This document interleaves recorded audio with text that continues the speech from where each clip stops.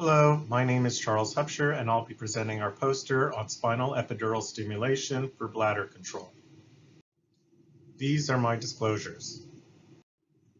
Electrical stimulation has targeted multiple sites in the periphery to control bladder networks. In the current study, we are targeting stimulation of the surface of the spinal cord over the L5 to S1 region in the rat, which is equivalent to the S2 to S4 region in humans. We are currently conducting bladder mapping studies, and the data I'm showing you today are from our results from stimulating the L5 to S1 region in intact female and chronic TA transected female rats, a total of 10 from each of these groups. We're stimulating using a modified version of the Medtronic specified 565 16 electrode array that are being used in our human studies, which are being done in parallel. We use one electrode in the rat model. These terminal studies are being done under urethane anesthesia.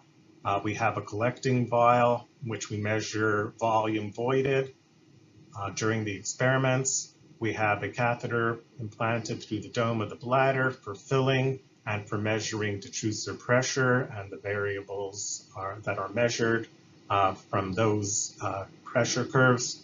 And we also have a electrode in the external urethral sphincter to measure EMG activity of the sphincter, which in rats have this bursting-like pattern, which is disrupted after spinal cord injury, leading to detrusor sphincter dysynergia. This slide shows typical examples of the results in the two groups of animals. So under spinally intact conditions, when you turn on epidural stimulation, in this case 45 Hertz frequency, 500 microamps intensity of stimulation, you get a storage effect.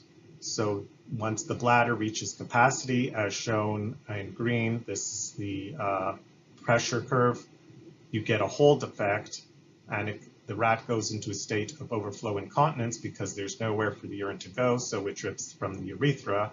As soon as you turn off the stimulation, you get an immediate contraction of the detrusor and emptying of the bladder, as shown by the void volume here in red. Under conditions where there's a complete spinal transection, of course, when you fill the bladder, you only get partial emptying due to the injury. However, when you turn on the stimulation, you get another contraction of the bladder and complete emptying of the bladder.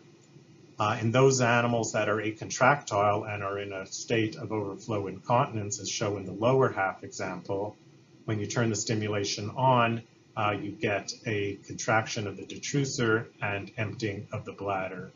And you can see the pressure going to baseline here.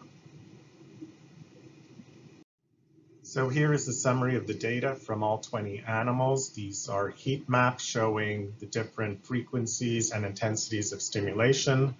So on the left here, you see epidural stimulation on, and on the right column, these graphs show stimulation off. And you can see on the top two graphs here in intact females, there's a storage effect, blue reflecting low volume, red reflecting high volume. So as shown in the example in the previous slide, you get a storage effect at high frequency, high intensity stimulation.